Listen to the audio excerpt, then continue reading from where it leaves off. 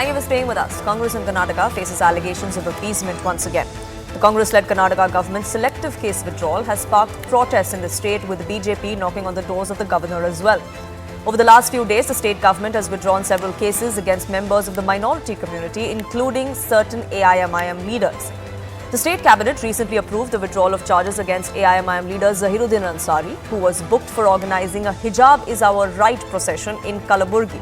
Now, this protest took place during the third wave of the COVID-19 pandemic and resulted in cases that were filed under the Epidemic Diseases Act.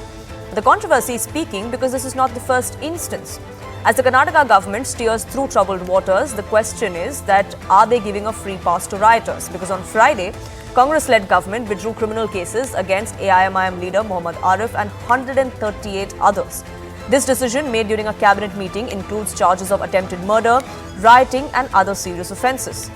AIMIM leaders were accused of orchestrating a mob attack on the old Hubballi police station in April 2022. The violent mob stormed the police station, pelted stones. Several police personnel were injured, public property was damaged as well. The mob also allegedly targeted a nearby Hanuman temple and a hospital. Now, the Congress in Karnataka continues to face appeasement allegations because now we find out that the state cabinet approved the withdrawal of charges against another AIMIM leader who was involved in protests that advocated for girl students to wear hijab in educational institutions. The dropping of charges in this case adds another layer of complexity to the situation because not only are these people freed, but charges against Hindu students who were protesting against allowing these students with hijab inside educational institutions, those charges haven't been dropped and the cases there remain active. So then, with this latest move that has come to the fore, is it actually valid, or is this just vote bank politics of the Congress? That's what we asked tonight.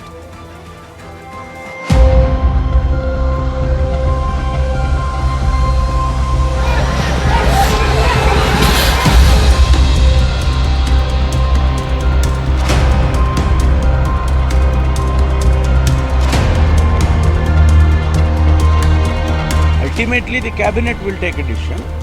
Then also will produce it present it before the court, respective courts. And if the court says yes, this can be withdrawn, or whatever the government has taken a decision is right, you can withdraw. Hindu कार्यकर्ता और हिंदू लोगों के ऊपर case है तो वापस नहीं लाता है इस गवर्नमेंट। मुसलमान है तो बहुत प्यार है, उसके लिए वापस लिया है।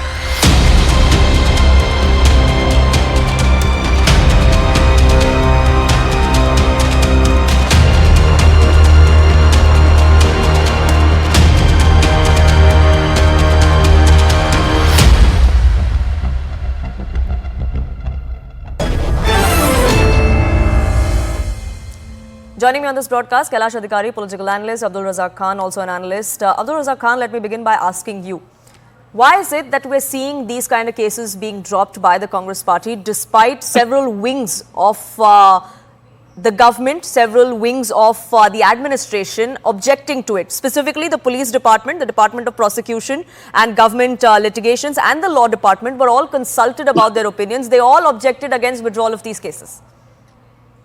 Poonam, there have been petitions regarding this case wherein innocent people were arrested. It is very clear that 162 would not be involved in arson and stone throwing. Maybe there were 3 to 4 people who were involved in stone throwing, but there was no public damage to any kind of property. There was no kind of, barging into the police. I wanted to make a political point, and that's the reason why innocent people were picked up. Even the BJP has withdrawn cases. 385 cases were withdrawn from the year 2020 to 2023 under B.S. Yediyurappa and Bommai's regime. I'm saying 2,000 people were benefited. They all were from Bajrang Dal, Vishwa Hindu Parishad, RSS, Sanatan Sanstha, Hindu Rakshana Vedike, Hindu Jagarana Sena. Come on, all these things have happened in the past. The BJP only wants to make a political point that the Congress party is doing benefit to the Muslims. Why is it forgetting that its own MPs and MLAs cases have been withdrawn? Dr. Sudhakar is a BJP MP. His case has been withdrawn. Renukacharya is a former BJP MLA. It's a communal, provocative speech that he has given. The government is trying to withdraw even that case as well, including Somanna, the present MP. along with many other MLAs like C.T. Ravi. All these people belong to the BJP. It is not only this case. 66 cases were, recommended to be withdrawn, of which 43 cases have been withdrawn. This is not only minorities. I'm saying all other 42 cases belong to many other people, farmers, students. First of all, the BJP. People had gone to the Home Minister's house protesting. Mr. Khan, we'll try and reconnect that audio line with you. We're having some trouble, but I get the point that you're making, that this is not to do with appeasement. Kailash Adhikari, that such decisions were taken by the BJP during their regime in Karnataka as well. So why make this entire hullabaloo about these cases being withdrawn? There is an urgent need to make a hullabaloo about these cases because of the selective targeting that the Congress state government is Karnataka is doing, Poonam. If you're dropping a charge against a particular a section of people in a matter where the pro-hijab was there, why are you being selective in only dropping the charges against certain leaders or belonging to a certain minority? And what about the others who belong to a majority? And on top of that, the 2002 Hubballi riots, where more than 150 people were taken into custody, where not only the police personnel were injured. Now the police is there to protect us. Can one imagine what kind of this move is affecting the morale of the police? We are here, the policing system is here to protect us, our lives, the citizens, and the state government is taking certain actions which is demoralizing them. Apart from the fact, the judiciary, the prosecution, everyone is appealing that these cases should not be withdrawn. There was destruction to public property. There was destruction and even policemen were injured. What kind of a state government are you running? And you are dropping all the cases? The National Investigative Agency, Poonam, NIA is investigating the matter. Then what is the hurry? Why are you in so hurry? Haven't you learned lessons in the past after 2014, Poonam, and also after the debacle of 2014 in the general elections, when the Congress party had released an internal memo, regarding an assessment of what led to the debacle of 44 seats? There was one point which came to the forefront and highlight. Congress was seen as an anti-majority party. It was seen as an anti-Hindu party, which was highlighted. But the Congress has not acted upon it. In 10 years, it has rather strengthened itself. And in one of the prior debates on your broadcast as well, we were debating the fact that Congress is now the new Muslim League. And I believe that each and every step that the Congress is taking is towards renaming or rechristening itself as the new Muslim League. Abdul Razak Khan, I believe now you're back with us. There was some issue with your audio, but yes, go ahead with the point you were making. And also the question is being asked of why this is selective, because in case of this hijab protests, there was one section against whom the cases have been dropped, but the other section, those cases still remain. In that one particular instance, why that disparity? Section, nobody protested, nothing happened. It was only one section which protested against the hijab. During hijab, there was no protest on the Muslim side. There were only the students standing silently and peacefully. Only the Hindu people who did not want hijab protested. Now, all that I'm trying to question to you is, Madam, during the Banjara community riots, the Banjara community threw stones on Yediyurappa's house. Many policemen were hurt even then. Cases were not booked. ABVP activists barged the house of the Home Minister. They broke open the windows. They broke the house door. They were left out on station bail. I'm saying there is a case, IPC section 485 for arson and rioting. Why do you want to go ahead and book them under UAPA? Come on, all people will book under UAPA. Now, why is this issue being picked up by BJP? The reason being they want to make this thing benefit out of the Maharashtra elections. They want to make a point that Congress is doing this only for Muslims. This is not exclusively for the minority community. Please understand, BJP MLAs, MPs, everybody is going to be benefited. Now tell me about one case which was withdrawn about the minorities in all the 380 withdrawn during the Yediyurappa's and Basavaraj Bommai's regime. Why were not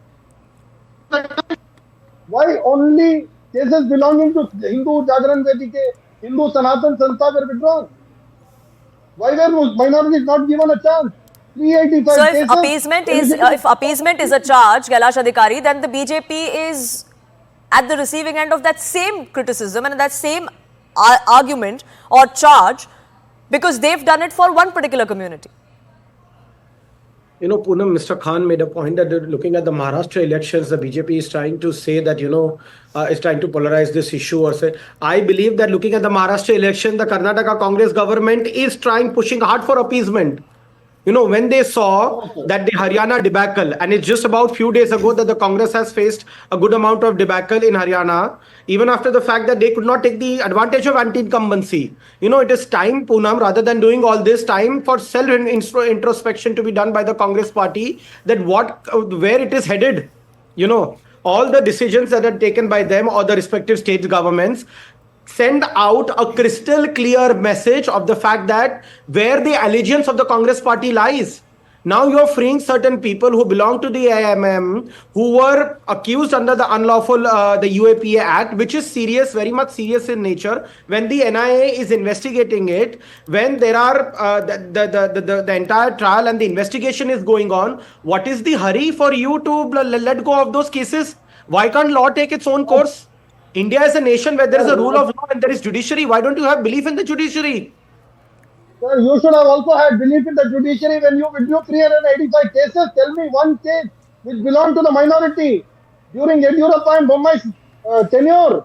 385 cases belonging to Hindu Jagriti Sansthe, Hindu Vedike, Sanatan Sanstha, Sri Rama Sene, Vishwa Hindu Parishad, Bajrang Dal.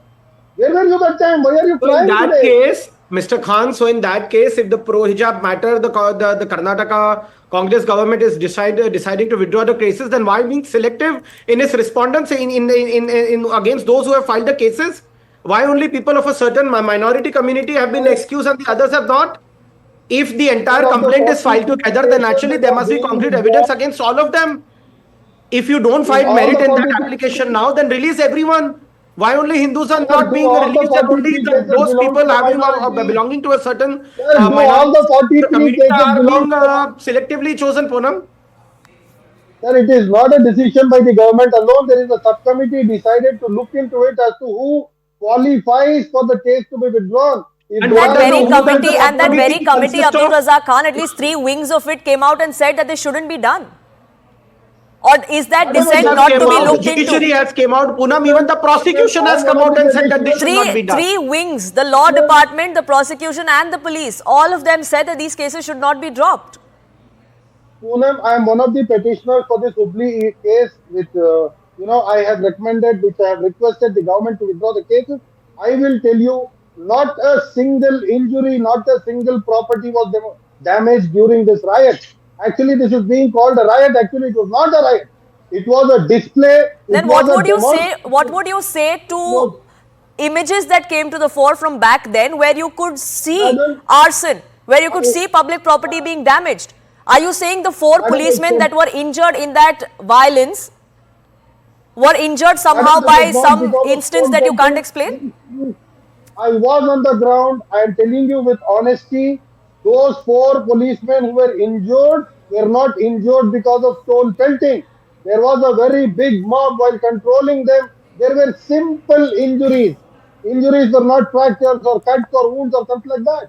They were simple injuries.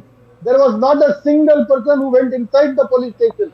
They were all on the road. And to your this thing, I would like to let you know that the person Muhammad Arif, who was made to stand atop the police vehicle and control the crowd.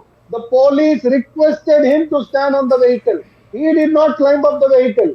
Later, the police made him an accused, again charging him on some charges. I am saying simply the Congress in charge was also booked there. I am saying the BJP wanted to make a political point, and that was the reason why so many people were booked. This is not related to DJLD, KJLD, where I certainly accept and condemn what happened in DJLD, KJLD riot. But Mr. Khan, that's the point. I am glad you say that, because this has now opened a Pandora's box. Now we have from different quarters requests being made, even for those particular cases, for the DJ Halli and KJ Halli riots, that those accused should also be let off. Because this sets a precedent. We had a Congress MLC today come out and say that. The Home Minister in the state, Mr. G. Parmeshwara, in the past has said it himself, that the family members have come to us and requested for those cases to be dropped. We'll consider it. Let me tell you very clearly, barging inside the police station is always a crime. Police is here to protect us. Whatever they did was absolutely wrong. But when it comes to Hubballi issue, it was the holy month of Ramzan. Come on, the Muslims are advised to be very peaceful during Ramzan. They did not do any kind of rioting and arson or something like that. It was only a demonstration. It was a public protest They just stood in front of the police station demanding that the person be arrested and nothing more than that. I tell you with conviction, only one windshield of a policeman and one Sure. glass of So a this case, hospital sure, there was broken. no violence at all. And Kailash Adhikari, this is something that the Chief Minister also said, that the case in itself was false to begin with. Last 30 seconds, please. Poonam, now this is fabricating the entire truth. If it was such a peaceful protest, then why was public property vandalized? Why were policemen who were there injured? Now the mob was, it was a big mob. That's why you have Poonam 150 people, around 150 people, approximately as accused. Now imagine to the tune of the fact that there are 150 people accused in a particular matter where a certain unrest, a civil unrest broke out. And that is why it is termed as riot. You know, we are not the people who are judging it or the media who is covering it or the people who are reporting it. They are not out of their minds to call a peaceful agitation as a riot or a peaceful protest as a riot. It was called a riot because public property was vandalized. Temples were vandalized. And on top of that, policemen were injured because of that. And Now, if there are some people that were innocent, like Abdul Razak Khan has been saying, or that the Congress has been saying, then the judiciary will decide that. The government Absolutely. of the day, Let the the law government of take the its own day course. cannot decide who's The innocent government and has all who's the right not. to- Poonam, Irrespective the of which government party has all does the it. right to recommend. The government India's has democracy, all the Poonam, right to is recommend the foremost pillar is judiciary. Absolutely, Let the and that judiciary faith decide. in the judiciary must stay, which is also why we cannot set precedents like this. But having said that, I have to leave it at that because this controversy will only escalate further. But I thank you both gentlemen for joining us here on this broadcast and sharing your perspective. A quick break. On the other side, we will get you a sneak peek of an exclusive interview with Andhra Pradesh Minister Nara Lokesh. This is his first interview after the entire controversy over the Tirupati Laddu erupted. Do stay tuned for that.